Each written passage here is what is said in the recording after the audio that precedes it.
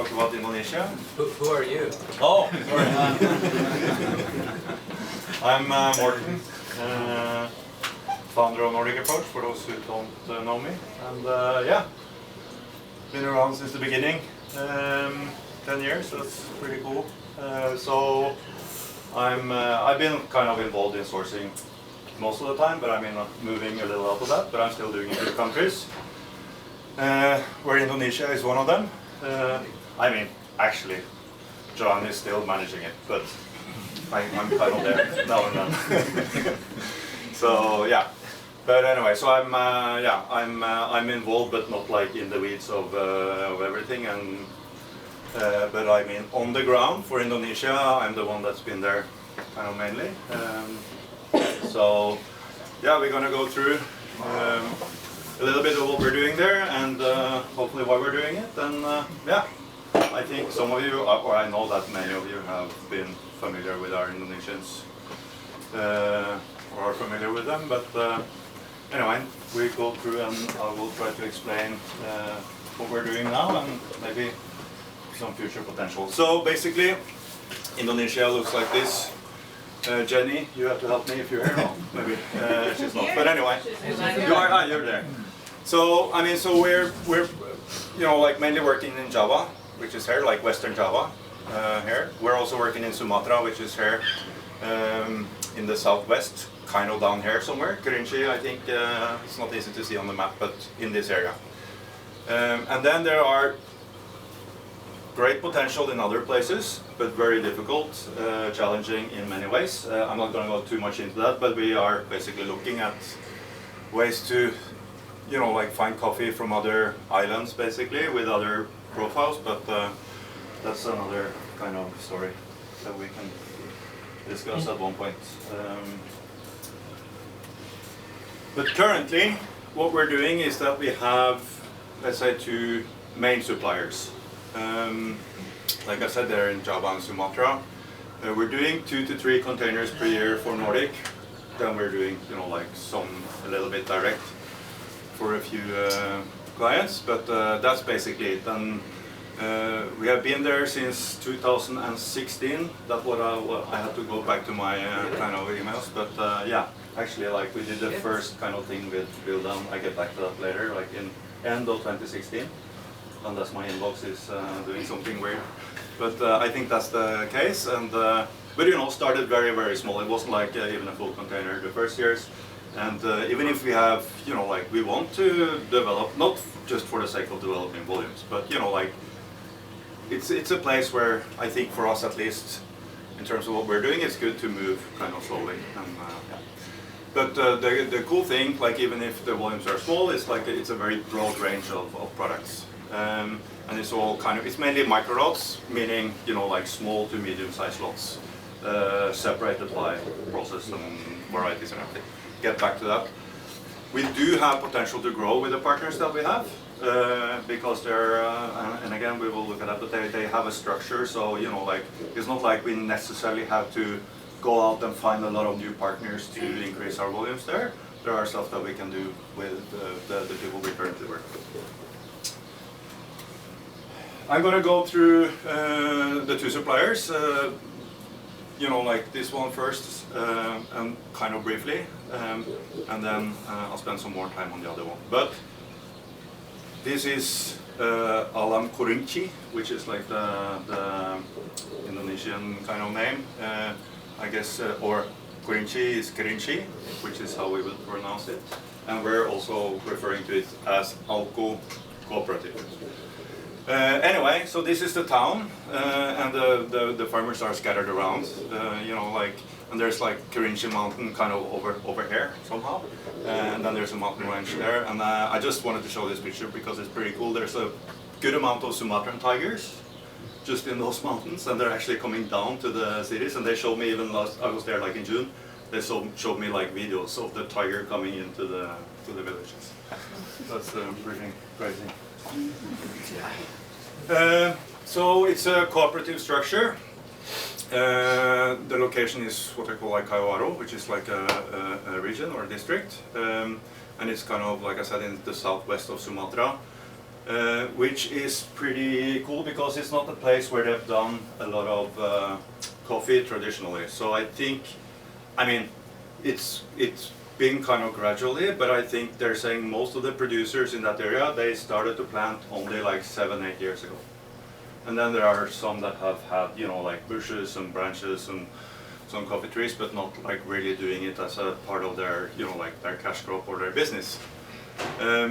So it's a new thing, and it's not very well known either. I mean, it's starting to be, but it's not like a place where typically a lot of the agrabis or the local kind of, let's say, traders have been there and told them, you know, like just, yeah, I'm not going to go into that, but, you know, like Sumatra is not kind of primarily known for typically like the washed coffee and natural coffees that we are doing. They're known for what's called wet hull, which is like a different way of processing coffee. So they basically remove the parchment after a few days, and then they dry the green beans, and that creates a completely different flavor profile, which is very well known in the market as an Indonesian typical profile. But that trade is also, you know, like very much so kind of managed by local traders. It's kind of a fast-paced business, you know, like you buy and sell coffee maybe like 5 times before it ends up with an exporter even. So that's why I'm saying, you know, like this area and this kind of, at least these cooperatives have been a little so far out of the kind of normal path and haven't been part of that kind of infrastructure so much. So that's why it's kind of very interesting to work with them as well, because they're not like, you know, like culturally or business-wise, they're not, let's say, common to that kind of practice. So not saying that makes it easy in terms of what we want to do, because, you know, like, again, since they don't have culture on this kind of things, they don't really have culture on processing generally, they don't have culture on how to, you know, like deal with everything from the plants to, you know, like the basics of the you know, like the supply chain. So it's work in progress. But the way these guys work, there's 700 smallholders about now. Like when I was there in 2019, I think they said it was like 400, so they're growing. An average farm would have like 0.8 hectares around there.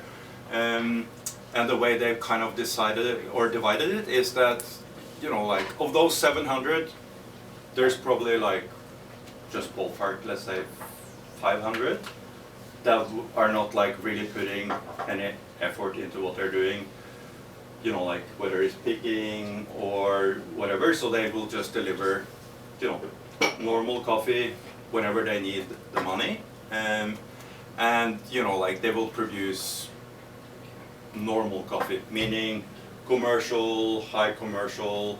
A lot of it is kind of washed. They're also doing wet hull, but, you know, like washed wet hull, but on a level that's not really too interesting for us. But I tasted some of the washed coffees that they're doing in volumes, just randomly, not like proper stock lots and stuff, but they are really good. That's part of the reason why we're there. But, you know, like, just to give you an idea of the production they're doing.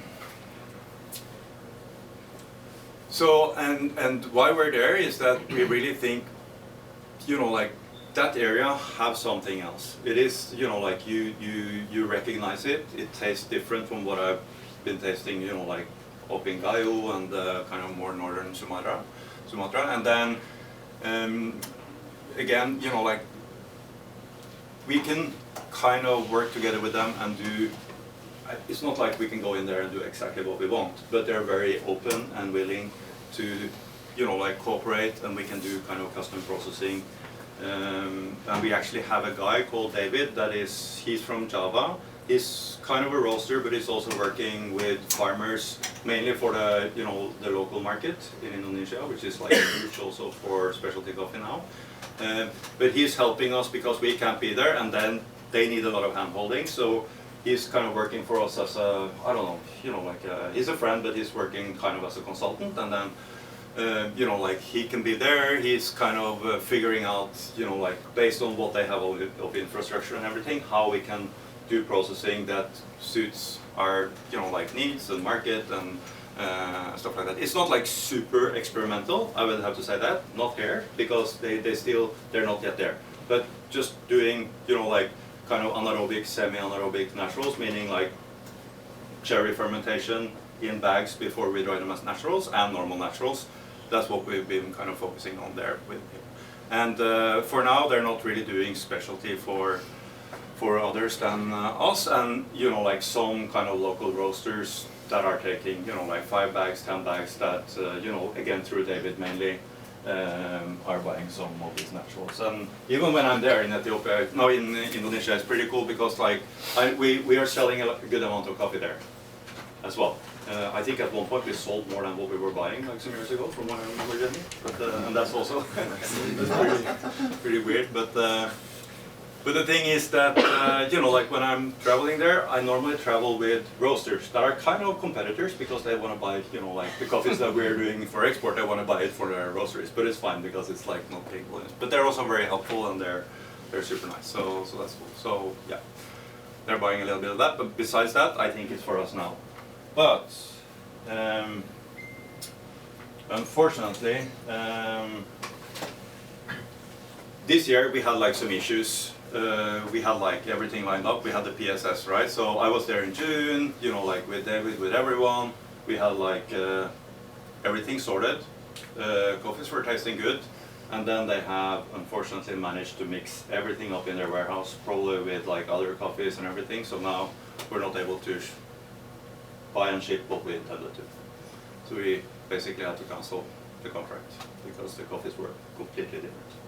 So those things happen, so that's what I'm saying. They're still on the early kind of stages. They don't really have everything they need. And with David, and we're also trying to, like at least help them as much as we can to find like better ways of structuring this. And it's, but it's coffee. This happens, and super unfortunate. But that doesn't mean that we're not going to work with them, like next year. And they're also having like an intermediate crop. Actually, they have like 2 crops. That are more or less the same kind of the same size depending on the weather. So they're starting to process coffee now, from what I recall, like September, October. We'll process until November, December. So hopefully we can get like another kind of shipment going in early 2023. That said, I mean, we're also working with them because they have a really good approach to other things than just like being progressive and trying to make good coffee. They, like they're, first of all, these guys, they're kind of cooperative members. They're really young, which we always like. It's not a requirement from us, but when we do find, like cooperatives or groups or whatever where there's young growers, referring a little to what Jose talked about as well, like they really need it, and it's cool to have people encouraged to actually stay in the coffee business rather than try to go to the cities and do all kind of other stuff. So, like that's part of it. They're doing kind of a garbage gathering project. It sounds weird maybe, but it's actually like a program with a bank. I think it's called Sampa or something, like a governmental bank. So it's kind of an initiative that they're doing because they have a lot of problem with littering, and they also have a lot of problem with environmental issues because of the littering. So like they're the farmers, they can go in their kind of local surroundings and gather garbage, pile it up, and then they deliver it. They're getting picked up through this kind of project with the bank. They're having trucks going around, and they actually get like credits that they can use to pay electricity bills, to pay other stuff. So it's like it's a good project because they like financially for them it's good, and also it's a big deal for the environment there, local environment. They're also providing seedlings for agroforestry because that's like generally in Indonesia that's a problem, deforestation. And on the social kind of side, they're starting local coffee shops, and like I said earlier, Indonesia is a little different in terms of like local coffee culture. So even in that area, they actually have clients coming in and buying coffee relatively expensive compared to like let's say the average income. So they're having these shacks, and this is actually like in a farm. You can't see it here, but like you go into a farm, and then there's this shack, and there's like these young people kind of working there, and they have like barista training classes, and they do cuppings and everything to kind of get them more interested in coffee, educated on coffee, stuff like that. And then they do agronomy kind of services like farmer trainings and stuff, obviously to help the farmers perform better on the like both the yield and the quality and so on. And they together with the government, they have like a fertilizer subsidizing program. So I can't remember exactly, but I think the cooperative is shipping in half, and the government through like some NGOs are shipping in half, and they kind of they finance the fertilizer for the producers, and they can pay it back when they're delivering coffee, but at a really good rate. So that's also part of what we're doing. So all in all, I mean, it fits our profile, even if it's not perfect yet, because we see the potential. They're really good people. There's a lot of young guys working there and girls, and they have a lot of awareness of like locally the place, the social things, and the environment. So yeah, but again, very unfortunate that we didn't get their coffee as planned now, but we'll get there. So now we're going to talk about what we're actually doing, or what we're actually going to related to what we're going to cup and what's coming in. This is Frinsa Estate.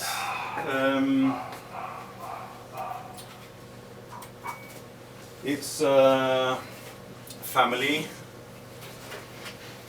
Muslim family, as you can see, which is very normal in Indonesia. Great people. I really love them, both as people and also because they're really good producers. Yeah, like I said, we've been working. We initially I was there actually to visit some other producers, and then Andreas, that is not here now, but he had met Vildan in somehow like a trade show where he was kind of funded by the Indonesian government to go to a trade show, and then he had just started, like he's a potato breeder. He had like his family, his big greater family have land, and then they replanted some coffee for some years, but he wasn't like really into the trade yet. So he was in this trade show. He met Andreas. He's a smart guy and very having like an interesting take on coffee. So when I was in Indonesia anyway, I contacted him. I went there, and then we ended up doing our first thing with him and not with the guys that I were initially there to buy from. So they are kind of more like a full supply chain kind of thing. So they have farms. They have farms and a washing station, of course, that are catering their farms, but they're also buying coffee from outgrowers, and then they're exporters. So they can, and they're actually also, when we're buying from the other cooperative, Alco, we're using them for export because we know them very well. We know their warehouse. We know they're doing a proper kind of job on that. They're located in Pengalengan, West Java, so like not more than, what is it, like maybe to the farms it will be like 4 or 5 hours driving from Jakarta. If you don't hit the traffic, then it can be 10. But in Jakarta, so we can take more time to get out of Jakarta than to drive from Jakarta to Pengalengan. But anyway, it's like very close to Bandung, which is like another kind of medium-sized city there. And it's kind of scattered around in that area. So like both their producers and actually also their farms. It's not like one farm in one place. There's like 5 of them. They have about 100 hectares planted. I think it's 95, but they're continuously planting. And then they, like I said, they work with outgrowers. Outgrowers there can be everything from smaller farms that have like the same as in Kerinci, like a hectare plus minus, or actually like medium-sized farms, 10, 15, 20 hectares. And some of them are also kind of brothers of Vildan or siblings. I think he have like 13 siblings or something. And they're growing, they're all working in agriculture. Very few in coffee now, but they're kind of working on that. So that's kind of the basics. And where we're kind of with him and them is like I said, great people, which is like important. They also have attractive profiles. So like we actually looked at Indonesia for a long time, and like even if sometimes you can get intrigued by like maybe a kind of let's say, a good and crazy wet hold. We didn't really felt that that's something that sits well for us. So we were kind of looking for someone for a long time that were doing wash coffees with the different profiles that people kind of think of as typical Indonesians, but still having some of that character, you know, like, because in my opinion, Indonesia have amazing potential overall. I mean, because it's so distinct, it's so characteristic, the coffees have a lot of personality, so it's more to find, you know, like the right places, right varieties, and the right people. So that was kind of the first thing when I was there. I was like, oh Jesus, this is really having something else. He's very scientific. Like I said, he's kind of well educated. He used to breed potatoes, but other things, and he's kind of in a little more into the, I don't know, everything from biochemistry to, you know, like have a good kind of grasp on different agronomical kind of techniques and stuff. And even if, you know, like when I went there and saw his farms, they were kind of not great, and his facilities at that time, you know, 2016, 17. But just more like the way his vision and the way he talked about what he was doing, you know, like that was kind of, that made it really interesting. And he has proved now over the last 6 years that he's actually always kind of developing, always doing new things. And it's actually not with him about like fancy equipment, not like, oh, I'm gonna build a drying bed that looks like really amazing. It actually, a lot of it looks like shit. But, you know, like he's measuring things, he's measuring temperature, he's, you know, like taking notes and doing it, you know, like systematically, and all that. So that's kind of, that's I think his or their biggest strength. And I also have to say that it's not him only anymore, you know, like the whole family is in there. So they're all, you know, like it's Vildan to the left. He's the main guy, and the father of this, and then, but Fikri, he's kind of, I can't remember, like 21, something like that. Jamie, do you remember? A little older, 26, 27. Okay, anyway. Maybe it was 21 in 2016. Yeah. Maybe. No, but it's not that long since he graduated from school actually, but maybe 3 years. Anyway, doesn't matter. He studied agronomy and is like an engineer, so he's kind of now the operations manager. And then you have Jasmine. Here she's kind of getting into more the quality part, so she's probably also coming here for a month, we'll say in our lab. And then you have Rifta, she's more on the admin kind of marketing thing, and Atiek, she's actually the boss. And I'm not kidding. So, you know, like Vildan is you know, like having the overview and very technical and stuff like that, but he always said, oh, I have to ask Atiek, I have to ask Atiek, whatever it is. So, and that's great. So they work like really well together. You know,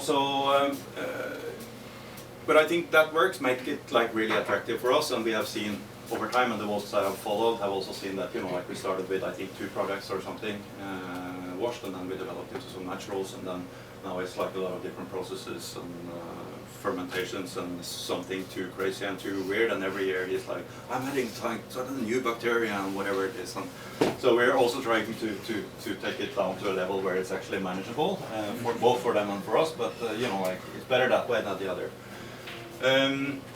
So, like I said, they have five farms, and that's kind of very much spread out. So what they're doing is that they have like one central mill in Pengalengan, which is where they have their warehouse and everything.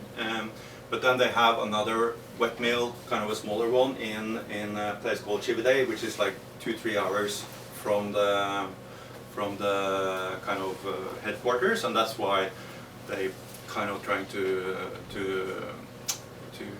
you know, like have 2 places to mill the coffee. So they, but that said, I mean, it's mainly wet hulling, no wet,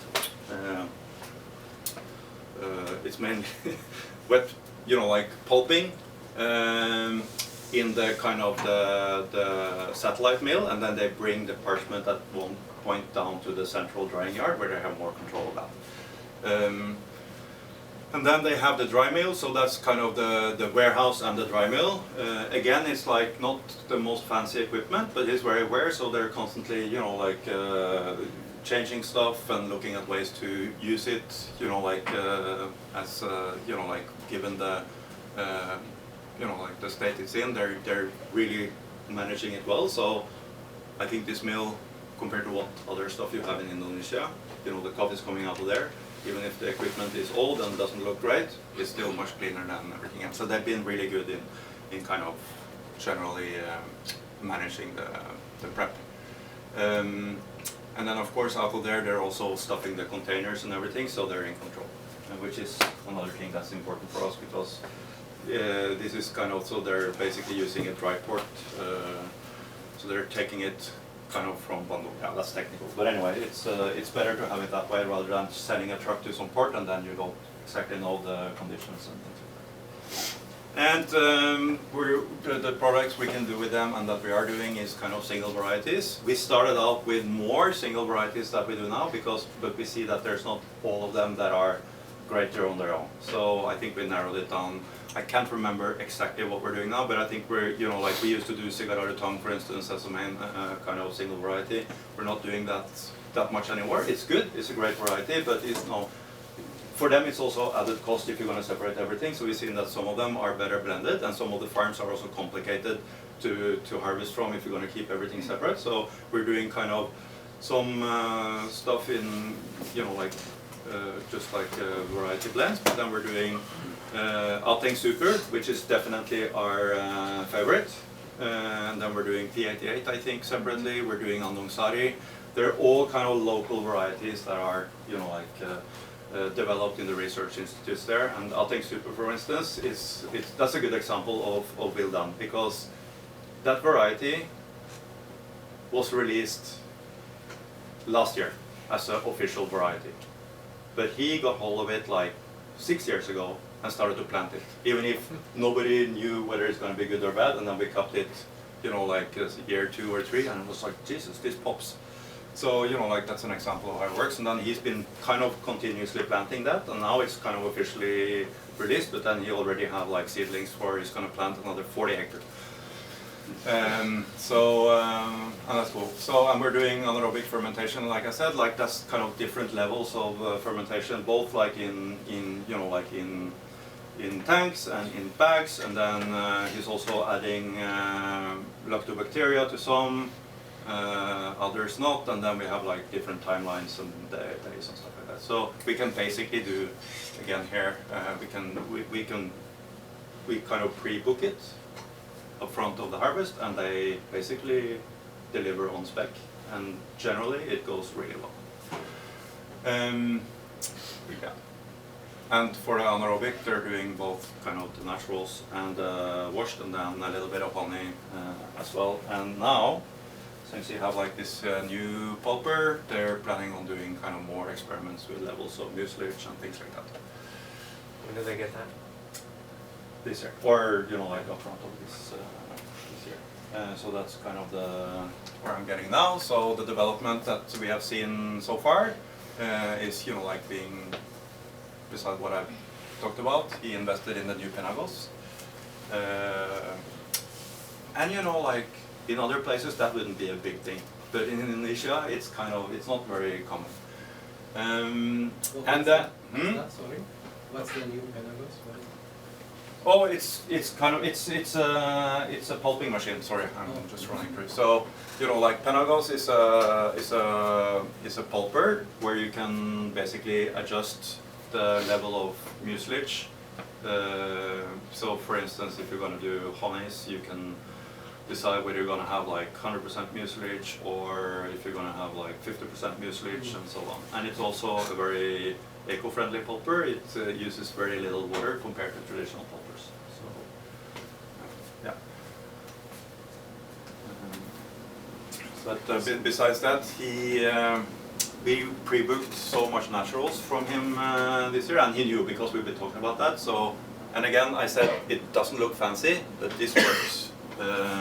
So this is, he took like 1.7 hectares of new land just for us, just for our naturals. And then this is the team that are just doing naturals because it's kind of a relatively short time span. It's kind of, the weather is is pretty challenging there, and that's why it really works well on these tarps, because they're super quick to close. You know, so they're always, they have to look at the weather. And like this year, I think some days they only have like 1 hour, 2 hours per day of drying time. And they still manage, because they can do them in thinner layers, and they're like, this is the manager of the drying yard. She's great. She have like protocols for everything, and are just like shouting on the guys and just like, oh, they're really, really active, and they're all, yeah, they're all kind of, they're cool workers. Another thing that Wildan is doing, and you know, like he's having these programs with local schools. Also, there's a local university doing agriculture. So we have like this kind of intern training programs in collab with the schools. So some of these guys are either going to they're studying already, or they've been through the program and they're local people. But anyway, so here you see, you know, like the tanks for the anaerobic fermentation, and then they're doing this yard only for us now. And then he's planting and farming a lot of more coffee. So like I said, I think, I can't remember exactly, he have like 10, 15 hectares I think with Alting Super. Now he's going to replant 40 hectares of existing coffee farm with Alting Super, removing kind of other random varieties like Catimors and things like that. And then I know his family, his greater family, is that are doing tea. They're also looking at changing into coffee. That will be managed by Wildan. So, you know, like basically he's kind of, you know, like kind of renting or leasing the land, and will manage the coffee and coffee. That's why I'm saying we have a lot of potential to grow with them, if we want. And they're super committed to grow with us. That's cool. Yeah. On the sustainability side, he's doing reforestation in many of his farms. He's also encouraging the smallholders that he works with, you know, like with native species, because he truly believes that, you know, like the right way to go about it is doing it with kind of what's native. He's investing in local communities and stuff. Like I said, he is having these kind of programs with the schools and universities and stuff like that. And then he have invested in a lot of schools. So I think, I can't remember exactly the areas, but in 2 of the areas, one is Chivide and another, they have contributed with land for the local government to build schools. So they're not managing the schools or not building schools, but they're giving the land, and then they make a contract so that, you know, like that they are sure that the money goes where it's supposed to go, and that the school is built, and then you know, like the local government will manage the schools there. And then in Pengalengan, where the main office is, they have built a school as well, because it's very much related to what Jose talked about. You know, education is key, especially for the smallholders. So, you know, like they're really focusing on that, because they have the same issues basically as you talked about, Jose, that, you know, like you can give the farmers money, but they don't know how to reinvest, and they can't make them out, and many of them haven't really done even properly primary school, so that's why it's important. And then they're exploring organic certification for outgrowers. He's also in dialogue with his family, but that's going to be, you know, like if anything, it's going to be at least 3 to 5 years, and it's a little complicated there. I think that's basically it on the, let's say, the kind of product technical side. Can I ask a quick question? Yeah. Do you know what the shade trees are? Is there a lot of pictures of these tall, straight shade trees? I can't remember. I'm terrible in names of those. But is it mostly shade? Yeah. I mean, some of this stuff might also be kind of eucalyptus for timber and things that they're planting in there. It looks a little like eucalyptus without knowing it exactly. So, you know, like, so they're also having that, and it's been there traditionally. But then he's doing kind of, and there, you know, like here there are some trees. There are other parts of the farm that he's been taken over again from the family that doesn't really have trees. So. So that's why he's kind of working on that.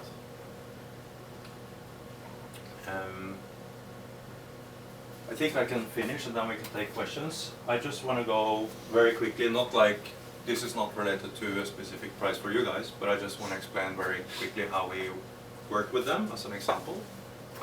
So like I said, we're kind of, you know, like pre-booking, and we have like a custom kind of list for us. So this was basically the coffees that we pre-contracted with them this year, and we are also doing pre-financing.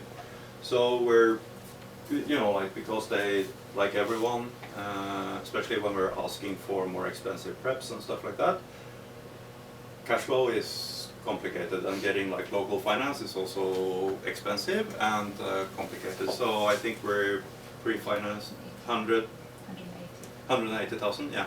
So we started $180,000 in total this year. So and we're doing it in chunks normally. So that's also part of the relationship. It goes both ways. You know, like we're knowing he's super committed. We're also pre-financing. We kind of, it's good with nice people and being friends, but it's also kind of a business. So you know, like we're doing that, and then this is what we typically pre-booked this year, pre-contracted. And then, you know, like since the market, for instance, this year was like crazy, previous years it's been pretty kind of easy to work out the pricing because, you know, like you have a pretty good idea of where the cherry prices are. But this year it was like, with the market, it went up. So what we basically did, and it's full transparency, of course, both ways. So, you know, like we're having this coffee, and then they know, you know, like kind of production costs. And then we're looking at, you know, like the cherry prices in rupiah per kg. So basically what we're doing, or what we did with them is, you know, like 2021 price is kind of the basis. And then, you know, like we have had like a ladder. So because when we started to buy this year, I think it was like 1,200 or 1200. That was like increased from 8 or 900 in 2021. 8,000 in 2021. Okay, yeah. The cheapest we were paying. Yeah, exactly. So then, you know, like we're starting here, but as, you know, like even within the short season, the cherry prices just like increased. So then we had to make like a table basically where we said like, okay, when they're buying coffee at this cherry price, our price for the different, you know, like products will end up here. And then I think we averaged it out around here somehow, like 14,000. But then, you know, like in the end of the season, it went up to 15,000, 16,000. So, you know, like, but I think that's a good way to work out the prices, because then, you know, like you don't have to speculate that much. We know, you know, like obviously in here there's also like a profit for them. That's the point of being in business. So then you kind of, and it's very open and transparent, and yeah, it works for him and it works for us. So I guess this is basically the level where the coffees that you will taste today we're at, you know, like worldwide. So for just take a random coffee, you know, like Natural Frinsa Collective, that would be, you know, like from the outgrowers, you know, like at 14,000 rupiah per kilo, that would be, you know, like our buying price would be $10.52 per kilo. FOB. FOB. Yeah. It's also very helpful for them to like have a trajectory as the season will change and be able to buy day to day without having to check if that's at a price point that we can still support. So to work this way, especially when we're pre-financing and when it's a lot of risk for them as well to buy cherry and parchment, it helps manage that risk. I mean, the way you explained it to me is that if we didn't do this, we wouldn't have the coffee, essentially, right? The pre-financing allows them to buy cherries to have this coffee, because this coffee doesn't just magically appear, right? To do coffees on this processing level and this quality level and everything, we have to like Yeah. Otherwise, they wouldn't be able to have No, the no. finance to buy it. That was the thing that I was like a little. Exactly when we were in June, and Yeah. we know they're going to process coffee for, 2 more months, and then they couldn't commit because they didn't know whether they, unless we had this one, and agreed that this is kind of a way to work it out, because then they wouldn't know, if we say, oh, we're going to pay, $9.50 for this coffee, they just have to stop buying cherry. Yeah, we wouldn't have the coffee if we didn't pre-finance, but we also need to manage the costs of the coffee, because there is a limit to what we can pay, as there is a limit to what we as our clients can pay. And so that dialogue was very important and was happening throughout the season. So we actually pre-financed them with the plan to buy an additional container that we didn't actually achieve, because at some point we had to say, okay, we had both agreed that they should stop buying because it got too expensive to manage. Also the risk on their side, because there can be problems that happen in your production, regardless of what you pay for the coffee, and then those quality, if there's any of those problems have to do with the outcome on the quality, then they're also at risk for a much higher price of the raw product that they purchased. Let's say, for example, you're saying you're basically purchasing before you're shipping, right? Yes, Yeah. but to certain requirements, like Okay, to what if quality the- requirements. What if the quality when you cut isn't what you cut it to? It's- For any reason not related to processing. What The- do you do in that case? I mean, it will always be a dialogue, but we're doing this a lot with a lot of producers, but we're not doing it with everyone, because we do it with the producers where we have some history and know that they are committed to deliver on a certain quality. And of course, if it's like completely fucked up, we will have to reject. But that might or might not be a problem, depends on the type of producer and the size, because they can, for instance, replace with another coffee or things like that. But yeah, I mean, it's part of the agreement, right? So we're gonna buy this much coffee at this price, and you have to deliver on this quality with this kind of physical parameters for whatever it is, like humidity and water activity and everything. So it's a partnership, and we do this when we feel that we're close enough to the producers to manage it. And is the quality, when you say quality, certain quality, do you mean like a Q score? Yeah. Q grade score. Yeah. And we built this product range with them, so over the years we've both Morten going there and working on how they're processing, what kind of things are important to us, and also then on cupping and feedback on the cup, like our idea of the cup quality versus theirs. So it's not like we just started and said, okay, we're going to give you all this money, as long as you hit 86 cup score, then we're good. So it's like these have been products we have built over time with them through the whole supply chain. You very early get a sense over time, like you work with producers, when there's an issue, you find ways to solve it. Both sides have to give and take a little bit, and then you have producers where there's like very complicated and you can't deal with the problem, then you don't really go into this type of agreements. But I would say overall we're doing this in almost every country we work in, and we've kind of developed that over the last, I don't know, 5-6 years we started, I guess. And the more we can actually pre-book and pre-contract and plan across, or like up front of the harvest, the more sure we are that we will get good quality and that we will have a consistent kind of supply of the products that we require and that we also require. So I'd say worst case scenario in any country where you're working like this, especially with any kind of the pre-financing or product spec, is that if the quality is such an issue that we will not be able to sell the coffee without a loss, then we are usually both splitting what we can make on the coffee between us. So if we are going to sell it for a complete loss, we'll lose our margin and they'll lose theirs, but they'll probably be paid for the cost of the coffee. If we can make some margin on the coffee because it's not entirely useless, then we can split that between us and our suppliers. So that's usually sort of the concept in which we work if there is like a fundamental problem. and sometimes we just have to absorb it. It's part of Yes, the thing, that's but also even part if of we, it. we try to avoid that, but that's also part of it. Depends on how much risk we feel that we're putting on them, right? So if we're saying, okay, let's do this, fucking crazy thing and it doesn't meet the requirements, I think we have to take it and figure it out. But on the other hand, so it's kind of, it's just like a dialogue. And if we make a bunch of decisions that you guys disagree with, essentially, that's on us. You know what I mean? We also are in close dialogue with you guys. If coffee's that we think Go are easy good. with the anaerobics. Yeah, you've already given me the feedback, so that's good. I'm gonna book a meeting with you and Jamie later, so you guys can discuss. No. Cool. Other questions? Oh. We're good? Cupping, is it ready? I think so. Yeah? Okay.